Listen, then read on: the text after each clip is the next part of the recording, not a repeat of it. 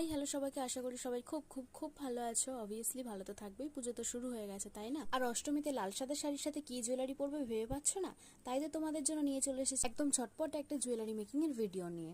Basically এটা আমি নিজের একটা ভিডিও শুটের জন্য বানিয়েছিলাম, তো ভাবলাম চলো তোমাদের সাথে শেয়ার করা যাক। আমি এখানে একটা ফিতেকে 23 ইঞ্চ মাপ করে কেটে সেটাকে সরু করে মুড়ে সেলাই করে নিয়েছি। এরপর একটা কার্ডবোর্ডকে গোল করে কেটে আঠার সাহায্যে লেস বসিয়ে নিয়েছি।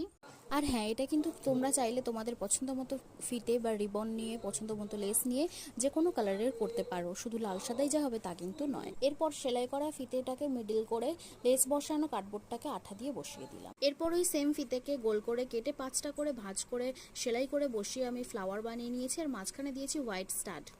আর চুড়িগুলোতেও হোয়াইট আর রেড কালার ফিতে জড়িয়ে নিয়েছিলাম। জুয়েলারিটা তোমাদের কেমন লাগলো কমেন্ট এন্ড লাইক করে জানাতে ভুলো না। আর এমন সুন্দর সুন্দর ভিডিও পেতে আমার চ্যানেলটাকে সাবস্ক্রাইব করে রাখো। আর পুজো সবাই খুব ভালোভাবে কাটিও। আজকের মতো রাধে রাধে।